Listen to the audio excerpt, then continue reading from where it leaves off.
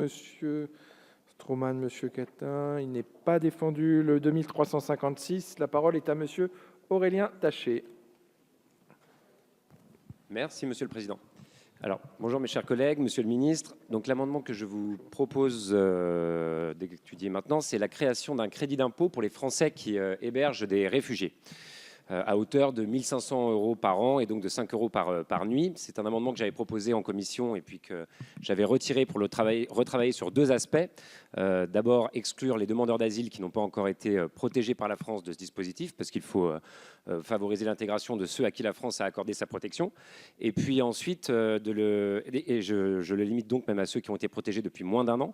Et puis ensuite, de s'assurer qu'il y a un contrôle aussi pour qu'on ne favorise pas d'éventuels marchands de sommeil ou autres, et que donc on ne puisse accorder ce crédit d'impôt qu'à des réfugiés qui sont suivis par une association agréée par le préfet. Donc c'est ainsi que le dispositif que je vous propose aujourd'hui est construit.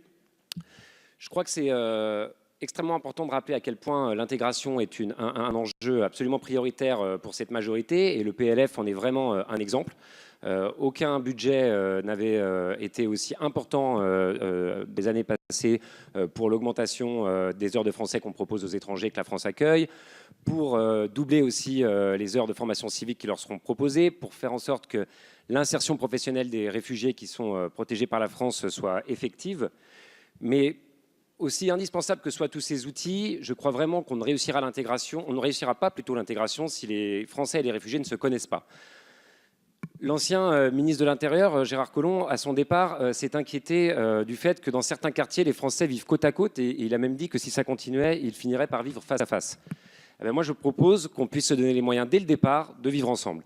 Avec ce crédit d'impôt, c'est ça en fait qu'il recherchait, c'est de favoriser les rencontres entre des gens qui ont dû quitter leur pays dans les pires conditions et le pays qui les accueille, et qu'on n'ait pas, pendant 2 années, comme c'est le cas actuellement, pour un réfugié, une rencontre avec les Français qui se limite finalement à un passage en préfecture ou à une rencontre avec une association, mais qu'on rencontre bien les gens avec qui on va ensuite pouvoir vivre pendant un certain nombre de temps et avec qui on va devoir construire finalement un pays. Donc voilà la proposition que je fais aujourd'hui. Ça permettra aussi sur la question de l'accès au logement de ces réfugiés d'avancer, puisqu'on sait qu'on a encore 13 000 personnes protégées qui sont dans des centres. Et le patron de l'OFII, qui est celui qui s'occupe de cette question, a dit hier en audition que ce serait un vrai moyen d'aider ces réfugiés à sortir de ces centres. Merci Monsieur le Président. Merci Monsieur Taché. Quel est l'avis de la Commission ?